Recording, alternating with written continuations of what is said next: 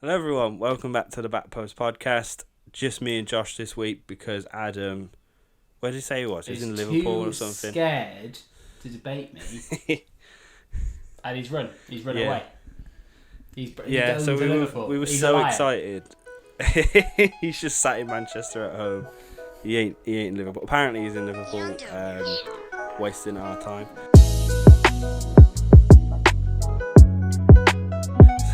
So yeah, it's just me and Josh. How you doing, Josh? I'm good. I'm not as good as I should be, but I'm good. Why not as good as you should be? Because Jay, and you know how this works.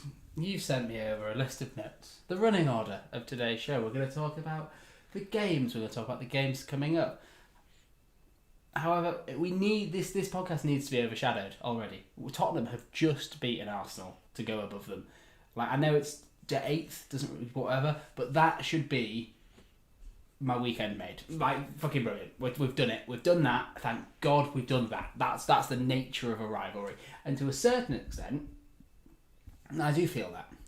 However, we need to mention your game. We need to mention my 2 games, but we need to just talk about VAR this entire podcast. With or without Adam, Jay, because it's ridiculous, and we all know it's ridiculous, and it's a boring conversation, but it's a conversation that needs to be had, and is getting worse. There. I agree. I've said it. I agree. This week as well. This week really, really bad. Out of all the weeks of restart, out of all the weeks in the whole Prem season, it's been bad. It's been bad. It's been terrible. We can get onto that in a minute. We can briefly talk about your games if you want. We can talk about what's happened. We can talk about what's happened. We can talk about the actual football for a minute. We'll start off with the football. We'll get refreshed. We'll get right into it. Mm-hmm. Who did you play first? Palace, Chelsea Palace earlier on in the week. So this game, other than the North London derby, is probably one of the most interesting games to watch. Not as a fan, but I can see that it was very dramatic. It had a lot of shit going on. And quite frankly, we were very, very lucky to come away with a win. There was like, it was literally like back and forth, goal, and it was 3-2 the end result. And for the last 20 minutes, we were 3-2 up, and we were shitting ourselves, right?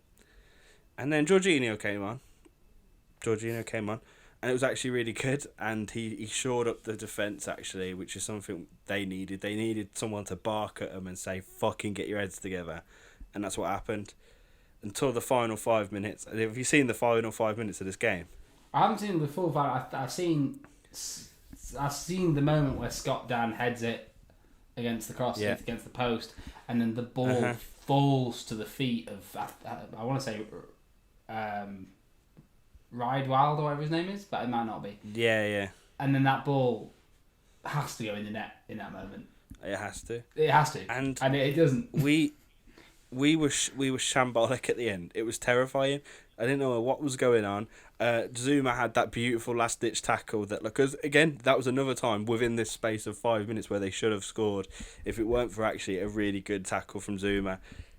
Anyway, it was a W, weren't it, Josh? It was 3 points, a very needed 3 points. It was. To continue momentum, yes.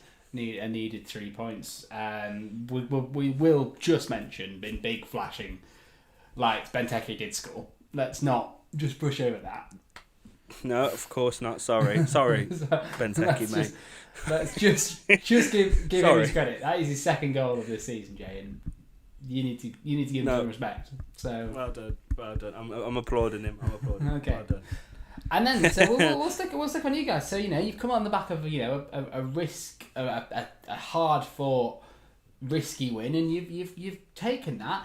And a week before, we've all been playing laugh at Josh for losing to Sheffield. Let's fucking put that. Let's go. Let's do it. Sheffield, that I famously say, are done. What happened there, Jay? Yeah, it's your fucking fault, man. It's your fault. You were like, they're done. Chris Wilder was watching the back post, and he was like, this fucking prick. How dare he? And then he's took me into it as well. He's not only embarrassed your team, he embarrassed our team.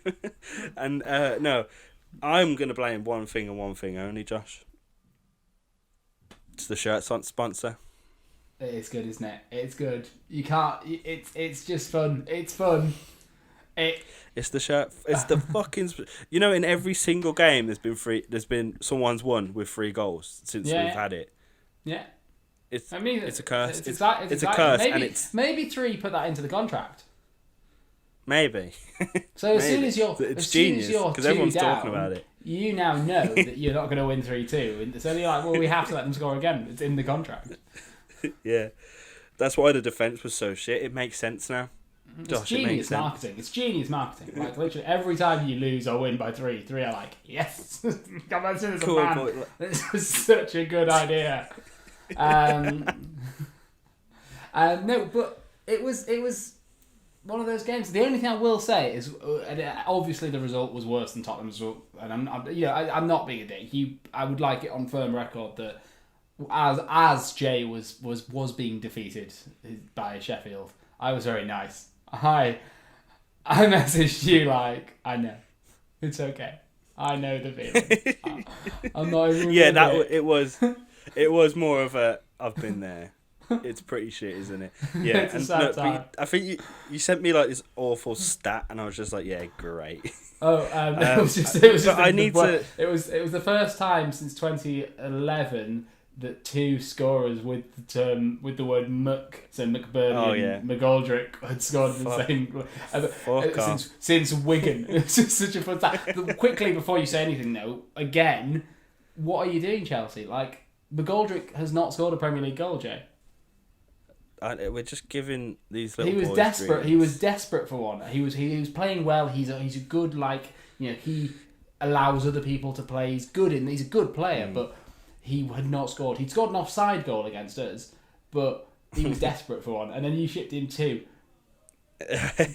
No. Listen, I need to, as a Chelsea fan, I do actually need to address this and not just laughing at our own pain. The defence was just shockingly bad, and it's so like, especially with this Palace game before, where Zuma had that last ditch tackle. It was really good. It was still shaky, but it looked more strong. And then we went into this great game, and they just took us apart. They really did. We had a lot of possession, didn't do anything with it. We hardly got any shots on target. I was surprised actually with Tammy starting, because Giroud has been playing better than him. This whole after Project Restart. Start him. He might have got us an earlier goal to change the course of this game, but it didn't happen. And just literally, like, not one Chelsea player I can pick out and say you had a good game. Not one of them. I think it is fair to say that my weird love affair with Christensen has come to an end. Same, yeah. I think I don't know why I liked him so much. I'm looking at him now and I'm like, oh no. I don't know what happened. No, he really struggled. And at one point, Josh, we actually had a 3 at the back. We brought Rudiger on. We had a 3 at the back. We had 2 up front. It was an absolute shambles, and it was disappointing. It really was, just to not just get beat by Sheffield United, but have Sheffield United just outplay us. Do you know what I mean? I've sent you this as well, and I do not like Chelsea. I do not like Kepa. I do not think Kepa is good enough for Chelsea. But I was listening to 606, and Chris Sutton, for this first, it was the first goal, wasn't it? The ball deflects and pings, and Kepa makes an outstanding save. Full stretch, tips it. That's where you need a centre back, a full back, a midfielder to kick it high into the stands and just get it out of your box. You can't. Well, if you look at that goal, of course not. If you look at that goal, the 2 defenders are just watching it. They're just watching it happen. Yeah. And that they get caught flat-footed a lot. They just watch the ball, and like you said, Kepa is good at. That's what Kepa's good at. I think there was a triple save against Liverpool where the ball was in the box and he just saved it, right? But it's where he's shit is if someone shoots from outside the box. He's Spanish, Julio Gomez, old Tottenham keeper. Yeah. Such a good shot stopper. Well, actually, no, he's not such a good shot stopper. Sorry, I'm lying. He's good. He's got good reflexes. Good reflexes and close, but it's maybe it's that thing, isn't it? Because if it's a close range shot, you'd put your money on him. But as soon as it's outside the box, It's like he has too much time You to ain't. think. He's like, oh, that ball's coming in. Oh, balls. It's gone in again. Yeah. But anyway, it was embarrassing. We all know that. I think what we've got to say as well, like, Chelsea fans need to stop with this Kai Havertz bullshit, man. We've got so many midfielders, so many are promising. We've already brought in Ziyech and Werner to strengthen that attack. We need to strengthen our defence. It's so clear and obvious. Ziyech, and I don't think it's Frank's fault. I think it's... sorry. I was going to say, I don't think it's Frank's fault. It's the board's fault. You know what I mean? Frank has a little to do with transfers nowadays. You know what I mean? Like, he suggests, but why aren't we looking at... Liverpool, a couple of seasons ago, what their problem was a defence. Lovren wasn't doing great. Matip wasn't looking as strong, and they went and got Van Dijk, and he was brilliant, and he just made it, like, he took them that step ahead, and they wouldn't have won the Premier League without him. We all know that. And I'm not saying go get a Van Dijk, because that's a very hard thing to find, but we need to start looking at really strong defenders. Yeah, no, absolutely. And like you say, like, who sacrifices for that, like, in terms of getting another attacker? Like, Ziyech can play anywhere across that front three, but assumably your strongest front three next season will be Werner up top, Pulisic on the left. From what I've seen since the lockdown, he seems like he's a shoo-in. Yeah. He's class. And then if you're saying that there's a free slot, is Ziyech on the right or is Ziyech in the middle? Well, I personally would have put Ziyech on the right, but that's only from what I've seen of him. But on the right, he can be quite deadly, and especially if Willian keeps trying to get 3 years out of us, he's not going to stay. So, Ziyech on the right. Okay, and then who's your middle? Who you saying Mount? Well, you know what, Mount has been one of our most impressive midfielders, so don't be a dick to him. Okay, I'm just saying Havertz is one of the greatest prospects in world football at the moment. He is, and I understand the need to get him, but I don't want to get him in sacrifice of a defence, because we ain't going to win anything without it. Well, why don't you just go mad and be that Liverpool side that first came under Klopp, that scored 5 but conceded 3? Like, have a fun time. I was thinking. I did think about that, especially with Werner coming in, who seems to have goals in him, and Pulisic, as you say, has been class. And the thing is, right, that we've had a really good restart in terms of wins. We lost that one game to West Ham, which was a shambles. We got a win. We got other wins, but this game was we just got took apart. Luckily, Leicester lost yesterday. We'll get onto that, and we'll get that into a bit. You got very lucky there, and sadly, United will probably benefit off both of those shockers. Yes, but fuck all of them, because we're going to switch to Tottenham. All right, because that's what we're going to do. Now, this is where my VAR chat's going to come in, because what should have been happening today is I should have been making a case of the system being broken and sad, and Adam's accusing me of believing that it's corrupted and United are still paying the refs, which is not what I think. But I mean, there's no to start with. There's no debate to be had. All of those major 3 VAR decisions in the week were wrong and have proved to be wrong indisputably. We can't, like, there's no thing. But I mean, Tottenham didn't deserve to beat Bournemouth. Tottenham deserved to probably lose. Like, but that doesn't stop the fact that you know how much a goal changes a game, Jay. Like, if we get that penalty, which is stonewall, Bournemouth then have to come out and stop sitting deep. And, when you've got the likes of Son, Moura, Kane, Bergwijn, things happen. And as it stands, yes, we didn't have a shot on target. No, that's not good enough. But we were robbed a penalty. A penalty that was clear and obvious was taken away from us. So, whereas in reality, if Kane had turned around and stood on King's leg instead, We might have got it. Like, it's madness, and it is so frustrating because it wasn't meant to be an attack on United, and it wasn't meant to be an attack on Adam, but it is. If you've just seen your team be denied a Stonewall penalty, and then the very next thing you watch is Man United win that, it's hard not to go, oh, come on, what the fuck is going on? Yeah, because you feel hard done by. Yeah. And the thing is, with that game as well, they were winning that game, weren't they? Yeah. United didn't need to do that. I think Bruno Fernandes is. I think there's especially if he continues, but as it stands, I don't think there has been a better January signing in the history of the Premier League. No, probably not. This doesn't happen with January signings. Like, they come in, they bed in a little bit, and then maybe they come good or don't. January signings do not come in and just fix a team. Like, that doesn't happen. They don't happen. He's been class, but he just... we've both played football. We've both gone, down, but he lost something for me there. I was just like, you're better than that. You're so much better than that. He is. You're gonna smash Villa up anyway. Like, yeah, you are. It's just gonna happen. I mean, it's not just. I know this case is definitely just a shit one, but it weren't just this case. This week, there's been so many different instances. The first major one I can go back to is Lascelles literally diving headfirst into Kane in the box, not getting the ball, and just literally headbutting his legs out. Like it was a rugby tackle.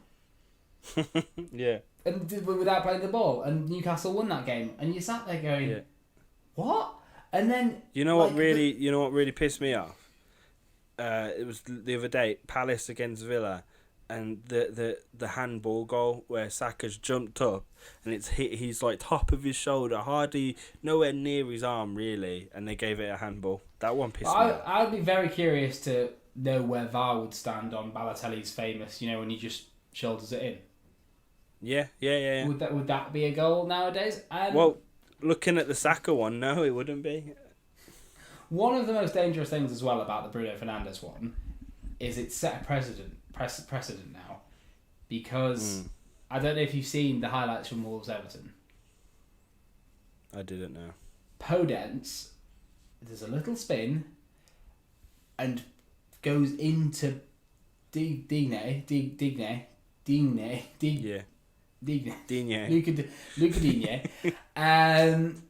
And it's made to look like he's clumsy, and it is clumsy, and it doesn't look good for Luca Digne. But at the same time, he sat there going, I'm sure Podence has got into him, and it set this really dangerous, like you said, being clever thing. Oh yeah. Which the commentators said, I think Gary Neville said that always being very clever there. It's not. He's just stood on someone and then pretended he's in pain. And it should have been it should have been a red card for Fernandes for me. Like, that should have been a red card. It that's the thing that VAR hasn't done. It's not actually gone, look, no, that's a clear dive, and not punished anyone for that. I'd be very curious. Obviously, wouldn't want this to happen to Konza, but I'd be very curious to see what would happen because he could very easily have broken Konza's leg in that. Yeah, I mean, I would have been very curious to see what would happen if Konza came out of that with a broken leg. Does VAR still go, well, sorry, Konza. Looks like it's a double whammy for you. I'm not of the belief that he meant to stand on his leg. It's just a coming together. But it's the fact that he stood on his leg, felt the leg underneath him, and then gone, oh no. Yeah, it was ridiculous. But that's why it's the main thing. Like, it's the system does not work. Like, it just doesn't. Proved and that we know this. It's a boring conversation. It needs to be looked at, and for people to see the decisions that the Ward-Prowse Southampton penalty, the Kane non-penalty, the Fernandes penalty, like so many instances this season, and you just wonder what the fuck is going on with it all, and it's you can see the exact same incident in two different games, and the outcomes couldn't be further apart. It's madness. Anyway, sorry, Tottenham beat Arsenal. Yes, thank fuck for that. You are now 8th. You beat them to 8th. Reece James tweeted out like, yes, we are 8th. Like, get in. No, it's fine. It's one of those things, and I'm not just saying this to be a dick, but these moments, although don't matter in the long run, do define a season more than you know. And I'm sorry, it's not your fault. Chelsea don't have a major hatred rival. They just don't. You're closest. We're the best team in West London. We're the best team in London. Brilliant. But it doesn't matter because you don't have this. You look at Tottenham and you go, oh come on, let's fucking win. But you look at Arsenal and go, come on, let's fucking win.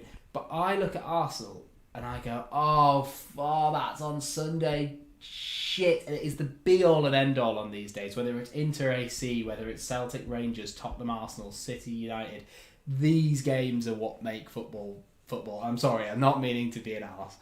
They're so it doesn't bother tangible. me because it's...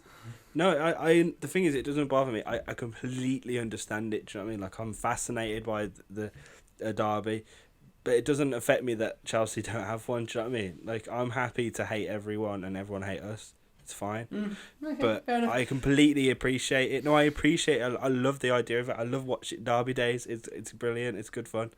Okay, so, on that note, Lacazette scores probably definitely one of the top 5 derby goals I've seen in a long time. Like, it was class, incredible goal. And at that moment, you're sat there going... And to be honest, Tottenham, up until that moment, were class as well. We were outplaying Arsenal. Mm. And then they drive that into the top bins, and you're like, oh, no. And the best thing about this is, I don't think there was any doubt in Arsenal fans' minds that they were winning this game. Yeah, I mean... They were especially when that goal went in. Especially when that goal went in. You've seen us play Bournemouth, you like that, but that's I was saying the best time to play Arsenal is after where the lesser team and whichever team's lesser. Yeah, I mean, we to said put it in the preview.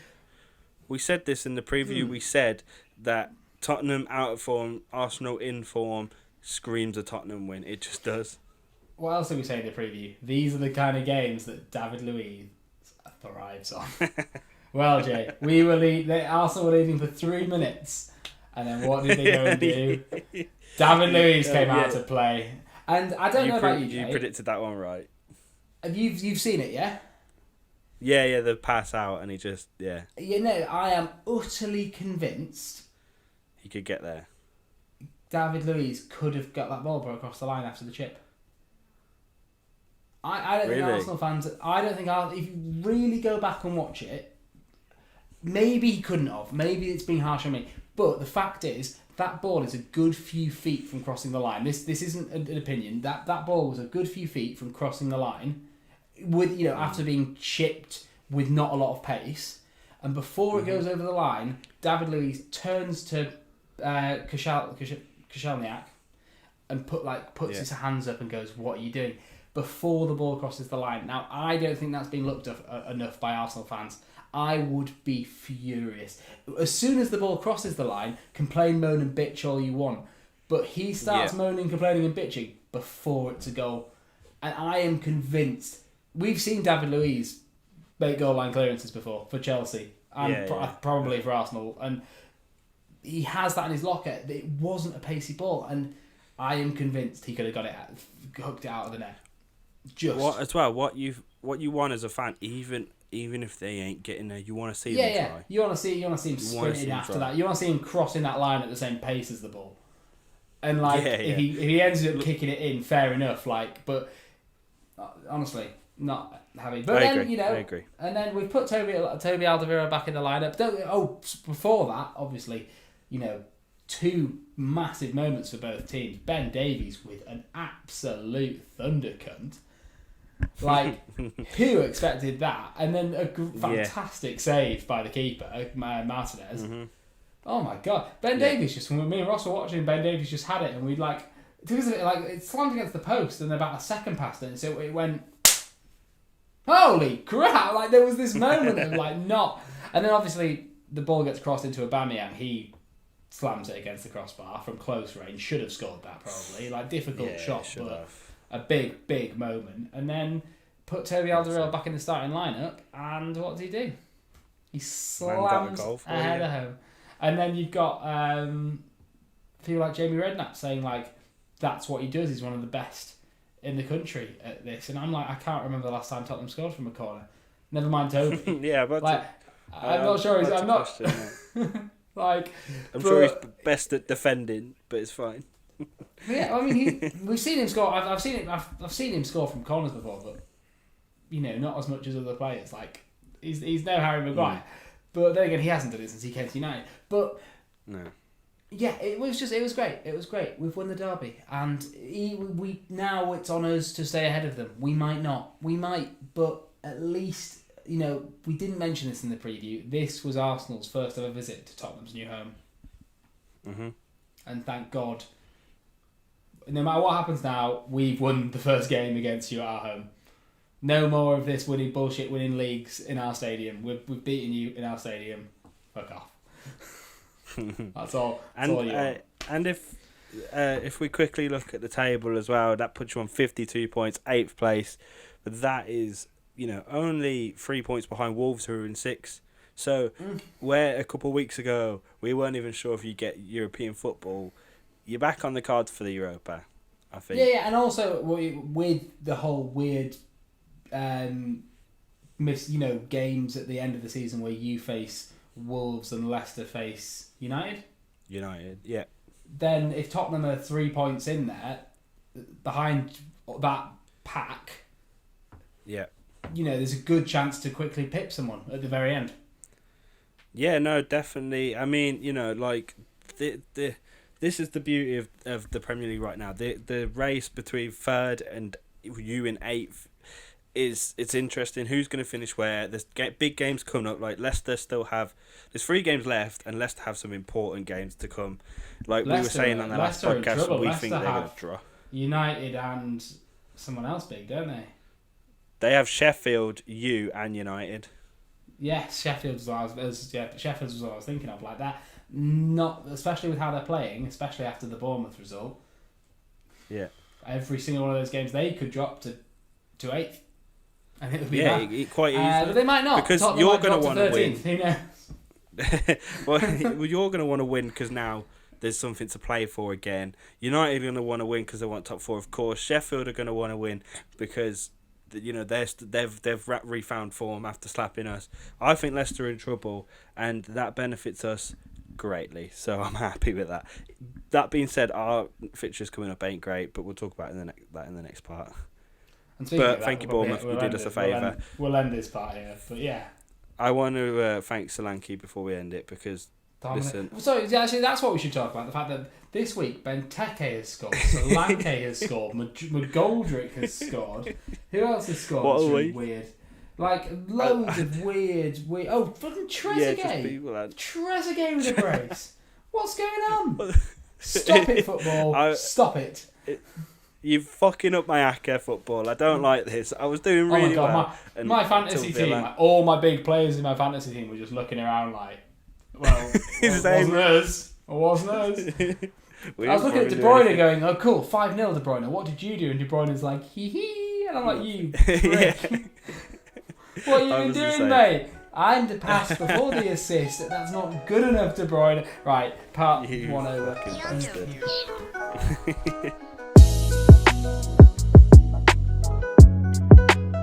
Welcome back to part 2.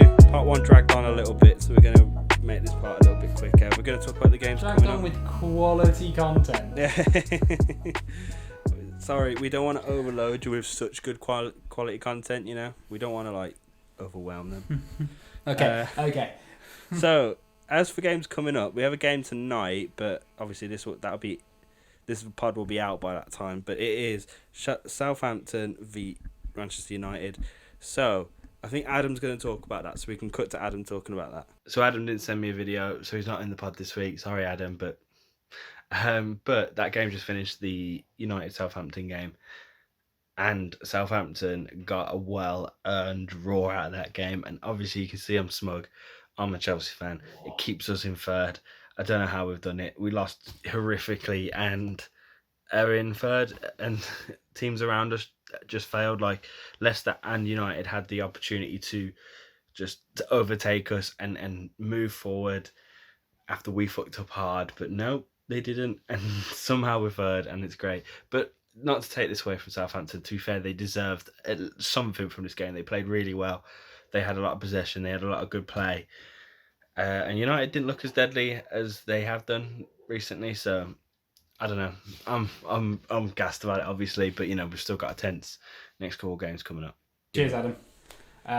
Hopefully that you're wrong and Southampton do a number on you. But Come on, Danny Ings. Game after that, we've got Chelsea, Norwich, right? And Norwich are relegated. We haven't mentioned that yet. Norwich are officially relegated, and they're gone. And they remember how good they were at the start of the season. Remember, like Pookie started banging loads of goals in. Yeah, then again, I think I know exactly why they've gone down. Why? Have you seen Daniel Farke's interviews, A, a few weeks ago, and B, since they've been relegated? No, I haven't. A few weeks ago, he was like, they're like, is the Great Escape on? He was like, no Great Escape. Nothing will happen. We are down. We're preparing for life in the Championship. And it was like, oh, fucking hell, okay, Farke. Yeah. No fight then. And then they got relegated, and he was there like, I said to my players, as soon as we got promoted, I said there is 5% chance that we stay up. And it was men v boys all season, and you're like, fucking hell, like that. Poor Cantwell, sat there going, all right, cheers, calm down, mate. Yeah, well, that he sounded so chipper about it. He was like, no, don't worry. Well, that gives me confidence that we're going to win this game. Obviously, but then again, how many times have we seen a relegated team do horrible things? Yeah, I mean, West Brom under Big Dave, do you remember that? A couple of seasons ago, or last season or something, whatever it was. Newcastle, 10-man Newcastle, smashing Tottenham 5-1. Yeah, so I don't want to jinx anything, obviously, but, Norwich, it should be a win. And there's 3 games left, as we said. Our 3 games are Norwich, which should be, hopefully, a win. We've got Liverpool, who drew to Burnley, but it's still Liverpool. You can never overlook that. And then finally, on the last day, Wolves. So we've got really tough 3 games coming up, especially if we want that top 5. Yeah, so well, top this is Liverpool's. Liverpool, with that draw against Burnley, lost their final lifeline to beat the points record. They have to win all 3 games now in order to break the points record. So they've got a free hit against Arsenal. They've got you guys. Yeah, no. This is now a chance where I imagine they will attempt. It might go wrong for them, but Liverpool will be attempting to flex their muscles. Yeah, I would have thought so. And I mean, I think in that Burnley game, I think you saw Klopp was fuming at one point watching that game. He wants better, even though they've won. So that's what I'm saying. Burnley came within a post of winning it. In the final minutes. I said that to Elliot. I said you could have won that, mate. You really could have won that. But let's not beat around the bush. They battered them. Liverpool battered them. Yeah. But they almost snuck it. They almost snuck it. And anyway, so for the fact that we've got Liverpool and Wolves still to play after this game, 3 points is needed, I think. 3 points are very vital to get in this game. So come on, boys, please get a win. I want Pulisic to get banging some goals in again. After that, we've got Spurs Newcastle, Josh. Yeah, Newcastle seem to have dipped off a little bit. They're safe. Yeah. Steve Bruce came back with a bit of a bang, and I don't want to jinx anything, but they have kind of seemed to have settled down. It's got to the point where we're so terrified of giving predictions. We're like, I don't want to jinx anything. I don't know if you know, we've discussed this last season, I'm pretty sure we did, but, again, it might not happen, but Tottenham Newcastle have this weird little game we play where they win at ours and we win at theirs. No matter how bad a form they're in, no matter what happens, they seem to just win at White Hart Lane and we win at St James's Park. That's what we play. How's the FIFA thing coming though? Whereabouts are you in that now? You're not far off. Oh, I've only got a few episodes left, but that'll be out on Friday. I've been playing a lot of PES as well, actually, so I need to readjust to FIFA at some point. And then, but no. So yeah, you should. Sorry, just briefly. Sorry. Like, they kind of like Danny Rose seems to have been doing really well. He can't play. Just little things like that. Hopefully, the push continues and we beat Newcastle. Hopefully you beat Newcastle. It's mad, isn't it? Like, to say hopefully we beat Norwich and hopefully you beat Newcastle. Nah, it's not anymore. The gap's closing. Football's becoming a lot tighter. You saw what Bournemouth can do to bloody Leicester. Anything can happen. Yeah, it's End of the true. season. Do you remember that season where Lukaku had the golden boot wrapped up and then Kane decided to smash 4 against Hull and grab a... Or was it 4 against Leicester and grab a hat-trick against Hull? And Lukaku was just like, what? In the final 2 days of the season, like, what? That's just it. Like, why? Mad things happen. I love this part of the season. And last season, it wasn't as fun as this season so far. I mean, it's fun, but it's terrifying. But so this is what I love. Yeah, one final note on you playing Liverpool. Yeah. Is if they do not beat you, Arsenal, and whoever else they've got, then their season obviously isn't a failure. They've won the league, but they've shipped every other competition, and they're not even going to get the points record that they absolutely deserve. Like, yeah, come on, Liverpool, just do it. It does. It does. Yeah. It's a weird one. It's a failure. You're a failure, Liverpool. You're just shit. You just shit. You don't deserve it. Give us the league. Just a shit Tottenham. I'm looking at the league. I'm literally looking at the Premier League though, and they're on set 93 and City are on 72 in second, and we're there like, you're failures. They're failures. Ain't good they enough. had it within their grasp, and they fucked it. I remember they wanted the triple at one point as well, which was doable, but. Anyway. The classic triple. I know every team at the start of the season dreams of a triple. Anyway. Not a treble, but a triple. A triple. Fuck you. So, you play Leicester on Sunday as well, so that will happen before the next podcast. No, it will, yeah. And again, I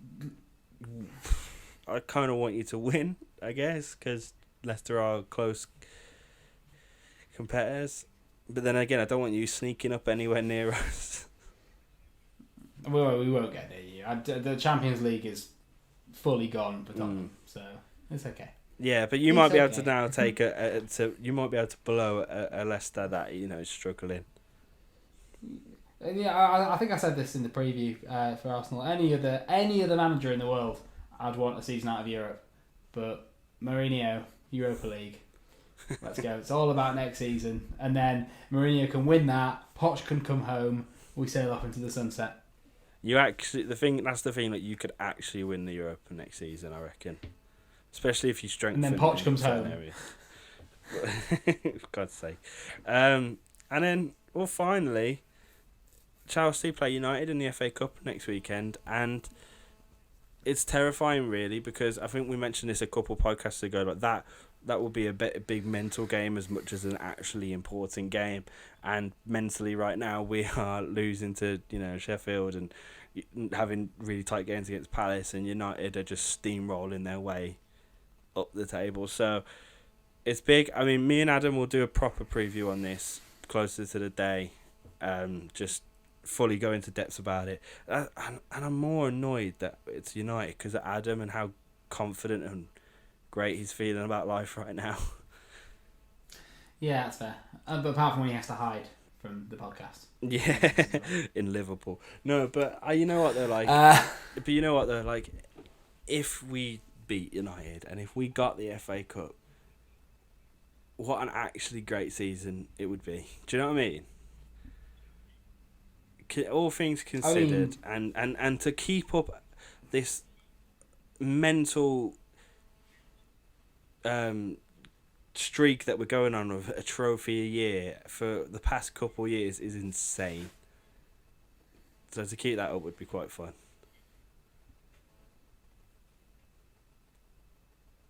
Josh. What do you want me to say to that, Jay? Fuck you.